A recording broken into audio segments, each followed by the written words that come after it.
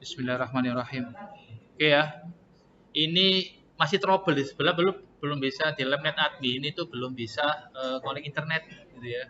Masalahnya jaringan Telkom di kita itu di gedung utara, ya gedung utara nih. Gedung utara, gedung lama ini diperhatikan ya supaya tahu. Ya. Ini troubleshooting. Saya akan coba benerin live di depan sampean gitu ya. Tadi mohon maaf belum bisa masuk soalnya lagi jelaskan tadi kan ya, nggak enak. Geruduk 3 orang kan nggak enak juga. Jadi kita cek ternyata sejak minggu kemarin jalur Telkomnya putus di bawah itu. Berarti di ruang workshop itu kita punya 2 jalur, 3 jalur artinya ya, 3 jalur. Berarti yang pertama itu awalnya dulu ya. Yang pertama itu dari Ratnet. Ini Ratnet. Yang kedua itu dari Telkom ya. Kalau Ratnet itu kan kita dapat kompensasi. Berarti Ratnet TT Tower di atas itu kita dikasih bandwidth gratis, eh, namanya kompensasi ya. Saya naruh tower ya, nanti kami tak kasih bandwidth gitu ya. Bandwidthnya itu kita dikasih 1:1, 10 MB 10 MB, downloadnya 10 MB, uploadnya 10 MB gitu ya. Nah, yang kedua Telkom. Jadi Telkom itu kita berlangganan yang paket gamers yang up to 100 Mbps. Berarti kalau nggak ada yang pakai, insya Allah bisa nyampe. Kalau nggak ada yang pakai, tapi kalau ada yang pakai nggak bisa gitu ya. Itu sejak minggu kemarin di bawah itu jalurnya putus. Berarti fiber optiknya yang dari ODP-nya sana ya menuju ke ruangan itu putus. Kemarin kemungkinan di gedung SMA putusnya. Tapi saya heran sampai sekarang kok belum ada teknisinya Telkom ke sini gitu untuk nyambung gitu ya, belum. Nah, untuk saat ini alternatifnya ada dua, nyambung ke jaringannya sana yang pakai ISP namanya I4T atau nyambung ke Ratnet. Nah, kalau pakai I4T Anda harus login dulu, kayak di kelas sampean kan harus login dulu. Berarti kalau misalkan ini disambungkan ke I4T, ke hotspot, nanti nasibnya kayak di kelas. Berarti siswa kalau mau internetan buka komputer, dia harus login dulu di sini. Gitu. Pilihan yang kedua, kalau nggak mau login, maka sumber internetnya kita alihkan ke Ratnet. Cuma ada konsekuensinya. Kalau Ratnet itu dia manual. Jadi IP-nya harus kita inputkan manual. Beda sama Telkom, beda sama I4T. Maksudnya kalau di Telkom, kalau sama I4T itu routernya sudah disetting otomatis, ada DHCP servernya maksud saya gitu. Tapi kalau di Ratnet yang di gedung di ruangan pojok itu sama adminnya Ratnet itu IP-nya dibuat manual, berarti DHCP-nya di-off-kan. Berarti kalau mau connect ke Ratnet boleh silahkan, tapi IP-nya nginput sendiri gitu. Nah, nanti cirinya berhasil itu kalau indikatornya di sini.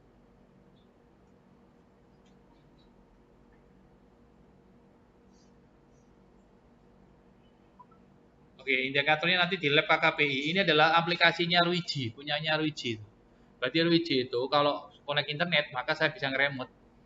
Kalau dia nggak connect internet, saya nggak bisa nge-remote. Itu yang kalau Anda lihat, itu yang bawah itu jaringan rumah. Berarti di rumah saya itu saya menggunakan Ruiji juga. Terus yang di sini saya menggunakan Ruiji juga. Cuma yang di sini mati off, internetnya kan mati, tidak seru. Ya. Maka saya akan coba benerin. Ya. Ini memang layarnya ngeblur gini ya, nggak bisa difokusnya, nggak bisa di benerin. Ya. Kita nggak boleh fanatik ke satu brand ya. Saya bisanya hanya mikrotik Pak, kudu mikrotik Pak, enggak ya. Kalau kita kerja sebagai NOC, sebagai IT support, sebagai engineer, maka ya kita harus bisa beradaptasi ke perangkat yang ada di kantor itu. Kalau di kantor itu menggunakan Ruiji ya kita harus bisa. Kalau di kantor itu menggunakan kipas merah Huawei ya kita harus bisa. Kalau mereka menggunakan Cisco ya kita harus bisa. Nggak ada alasan, saya nggak pernah diajarin Pak gitu, nggak. Ya kita harus tahu ya. Oke, sekarang saya masuk ke sini. Soalnya ini lagi nunggu itu Pak Fadli protes. Ini ternyata nggak bisa, gimana prakteknya gitu ya. Oke, saya coba ya. Berarti laptop saya ini connect ke router itu, Ruiji.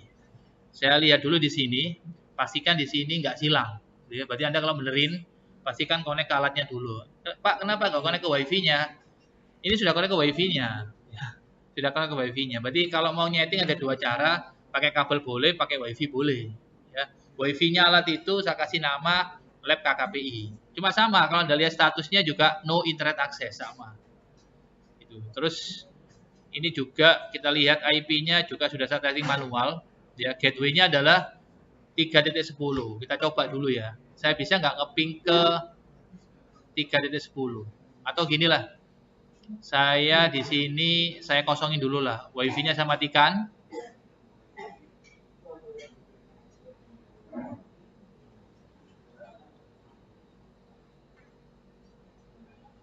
Ini kan materinya kan TJKN, teknologi jaringan kabel dan nirkabel. Sekalian Anda tahu live-nya gimana cara benerinnya ya. Padahal awalnya saya materinya nggak ini. Berhubung ada kejadian seperti ini, ya kita selesaikan aja. Pak, tadi katanya manual Pak, kenapa dibuat otomatis? Soalnya di router itu sudah kita setting DHCP, routernya loh ya, bukan routernya Ratnet, tapi router saya kita setting DHCP, gitu ya. Jangan bingung ya, jangan bingung. Nah, ini sudah connect ke routernya saya, tapi ya, bukan ke internet. Lab gambar Gedung Utara, gitu. Berarti ya, klik kanan status, ini statusnya mati no network access. Nanti jadinya berhasil harus internet, gitu ya. Terus ngeping Google bisa, browsing bisa, gitu ya. Speed test bisa, gitu ya. Kita coba cek dapat IP berapa. Ini dapat IP ini 110.1 itu gateway-nya alat ini. Ruiji itu default-nya adalah 110.1. Sekarang saya coba ping dulu. Mana TKJ kebiasaan harus bisa komen-komen seperti ini ya. Berarti kalau anak bukan TKJ jarang mengakses komen prompt, jarang, hampir nggak pernah ISO ya. Tapi kalau kita sebagai network engineer atau sysadmin ya kemungkinan besar kita ngakses ini. 192.168.110.1 replay. Berarti saya bisa komunikasi sama alat itu. Langkah berikutnya kita buka browser, kita coba akses alat itu. 192.168.110.1. Nah, ini kalau Ruiji dia ngaksesnya bukan pakai Winbox ya. Pakai web browser. Tampilan awalnya seperti ini memang ya. Terus lanjutkan. Nanti muncul seperti ini. Kita harus masukkan passwordnya di sini ya. Jangan sampai passwordnya lupa. Kalau passwordnya lupa ya nggak bisa masuk. Kan gitu ya. Dulu pernah dimasuki sama Haikal ya, Pak ya.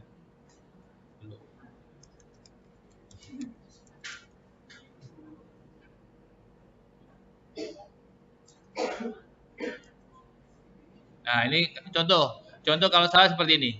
Nah, ada beberapa hal yang nggak boleh jatuh atau tahu orang gitu ya. Yang pertama adalah username, password, pin, mpin.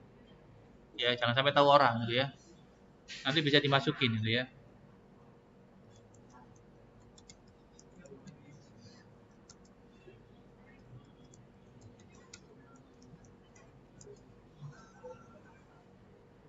Kalau takut lupa ditulis ya, ditulis di catatan Anda ya. Nah, ini contoh.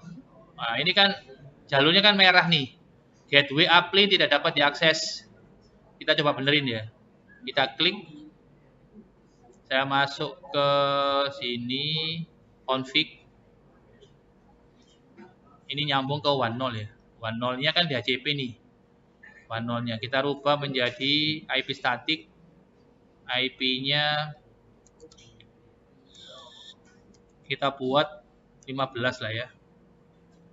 Gateway-nya 10. DNS-nya ini ya. Ini kalau pengaturan lanjutan nggak usah lah ya ini. Kita simpan dulu aja. Oke, proses berhasil, proses nyetingnya berhasil ya. Sekarang kita lihat hasilnya muncul nggak di di aplikasi saya. Kalau muncul ya bisa, gitu ya. Kita lihat lagi monitor. Kita lihat di sini, ini klien laptop saya ini. Ini one masih merah. Ya. Kita coba lihat lagi di sini. Oke, ini udah hijau mas. Berarti kalau udah hijau indikator bahwa ininya internetnya sudah masuk gitu ya. Sekarang kita coba, kita lihat lagi di sini ya. Klik kanan, status, pastikan internet. Nah, ini kan udah internet nih. Nah, kalau sudah kita ping ke internet lah ya, 8844 atau Google, kita coba browsing lah. Misalkan inilah ya. Nah, ini udah bisa ini. Kita lihat kecepatannya. Kita lihat bener nggak ini connect-nya pakai RARNet. Kita masuk ke networking, cek ISP, saya pakai web yang my IP address. Nah, ini lihat PT Rajasa Media Internet atau RARNet lah ya. Kita lihat kecepatannya bener nggak? Tadi kan katanya kan 10 Mbps kan ya. Up to ya. 1:1 kan ya. Networking, test bandwidth, ini macam-macam web untuk ngetes bandwidth. Ada yang pakai Ookla, speed test, macam-macam lah ya. Saya pakai yang inilah fast.com lah biasanya ya. Gitu. Kalau nggak ada yang pakai ya insya Allah nyampe. Kalau ada yang pakai nggak sampai. Nah ini dapat sekian. Biasanya cuma 10 biasanya, kita dapat 13 sekarang. Nah ini udah beres. Sekarang tinggal kita konfirmasi ke Pak Fadli. Dapat nggak dia ya? Nah, lab sebelah itu connect ke kita. Lab sebelah connect ke kita. Kita coba. Sebelum saya telepon Pak Fadli, ini saya rekam. Perhatikan, sebelum saya telepon ke Pak Fadli, saya akan coba mainan ke jaringannya situ. Contoh, di situ ada WiFi namanya LabNet Admin ya. Berarti supaya adil, ini saya matikan. Yang belakang cuma ngomong aja. Diperhatikan. Ini katanya kalau YouTuber bilangnya, ini ilmu mahal ini, biasanya gitu ya. Tapi kalau Anda ngomong aja ya, monggo, pilihan ya. Ini refresh, kita lihat, sekarang kan kabelnya ini putus ya, saya matikan ya. Sekarang saya pakai WiFi, kita lihat, ini kan putus ya internetnya ya. Nah, saya connect bukan ke lab KKPI, ini KKPI kan, KKPI yang ini mas. Kalau ke KKPI ya, mesti ya isok Pak, iya wes benar. Yang lab sebelah, oke. Ini sebelum saya telepon Pak Fadli. Saya cari SSID-nya lab sebelah, namanya mana ya? Namanya itu LabNet Admin seharusnya ya. Oke. Kalau nggak ada saya curiga dimatikan.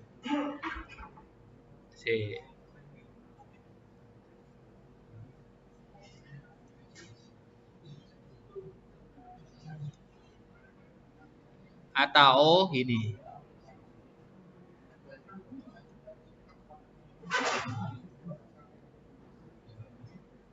Oke ya, ini muncul ya. Ini saya connect ke KKPI tapi nyambung ke sebelah, soalnya sebelah internetnya nyambung sini. Saya akses pakai Mac. Masukkan username passwordnya, connect. Saya masuk, saya akan coba buktikan benar itu lab sebelah ya. Saya lihat WiFi-nya. Di sebelah kan tadi kan WiFi-nya seperti biasanya, lab net admin kalau nggak salah ya. Saya lupa, tak tinggal sak wulan aja sekali. Lab net admin kalau nggak. Kita lihat masuk ke wireless, WLAN 1 double klik, ruang kerja net admin, ya kan? Gitu. Terus kita lihat lagi di sini, kalau cirinya siswa itu berhasil, maka dapat IP kan dari yang 10 nomor rak itu loh ya. Kita ngelihatnya di sini, IP, DHCP server, lisis. Nah ini dapat nih, Novan, Rado, Rafli, Ramzi, Reza gitu Pak. Iya kan? Nah ini. Nah sekarang saya coba telepon wali kelas sampai yang tercinta, Pak Fadli. Ya. Jadi ini masalah sudah solved. Nah, coding namanya solved, berarti udah ketemu, udah beres lah masalahnya ya.